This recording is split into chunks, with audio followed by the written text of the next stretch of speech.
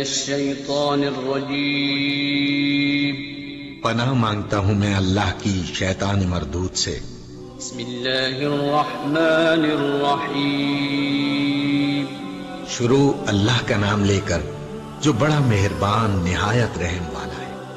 وَإِذْ قَالَ مُوسَى لِقَوْمِهِ إِنَّ اللَّهَ يَأْمُرُكُمْ أَن تَذْبَحُوا بَقَرَةً قَالُوا وَتَتَّخِذُنَا هُزُوًا قَالَ أَعُوذُ بِاللَّهِ أَن أَكُونَ مِنَ الْجَاهِلِينَ قَالُوا ادْعُ لَنَا رَبَّكَ يُبَيِّن لَّنَا مَا هِيَ قَالَ إِنَّهُ يَقُولُ إِنَّهَا بَقَرَةٌ لَّا فَارِضٌ وَلَا بِكْرٌ عَوَانٌ بَيْنَ ذَلِكَ فَافْعَلُوا مَا تُؤْمَرُونَ۔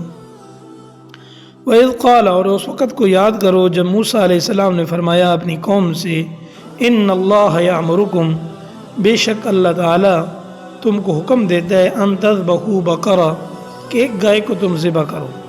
قالوا اتتخذنا ہزوا، وہ کہنے لگے اتتخذنا ہزوا، آپ ہمارا مذاق بناتے ہیں۔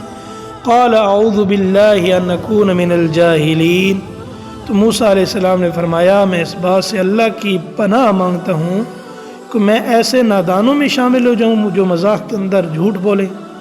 قالوا ادع لنا ربک یبین لنا ما ہی، انہوں نے کہا اچھا ٹھیک ہے۔ قالوا ادع لنا، اپنے رب سے کہیں، یبین لنا ما ہی، کہ ہمارے لیے واضح کر دے کہ وہ گائے کیسی ہو۔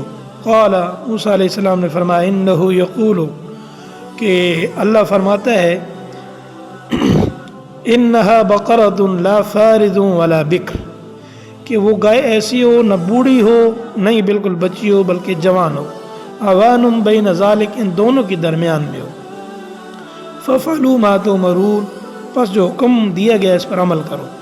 قالوا، وہ پھر کہنے لگے ادع لنا ربک یبین لنا ما لونھا، اللہ سے درخواست کیجئے کہ ہمیں صاف صاف بتائے اس کا رنگ کیسا ہو۔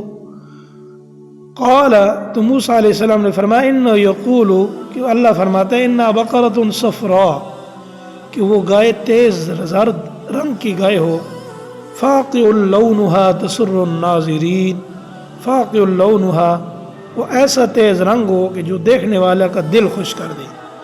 قالوا، وہ پھر کہنے لگے ادع لنا ربک یبین لنا ما ہی، کہ اللہ تعالیٰ سے درخواست کیجیے ہمیں اور واضح بتائے کہ وہ گائے کیسی ہو۔ ان البقرۃ تشابہ علینا، یعنی اس رنگ کی تو بہت زیادہ گائے ہیں تو اس نے ہمیں شبہ میں ڈال دیا۔ وَإِنَّا إِن شَاءَ اللَّهُ لَمُهْتَدُونَ، اور اگر اللہ نے چاہا تو ہم ضرور اس کا پتہ لگا دیں گے۔ اس کے پس منظر میں واقعہ کیا تھا، تو یہ واقعے کی تفصیل انشاءاللہ آگے آئے گی، اور اسی کی وجہ سے، اس واقعے کی وجہ سے اس سورہ کا نام سورہ بقرہ رکھا گیا۔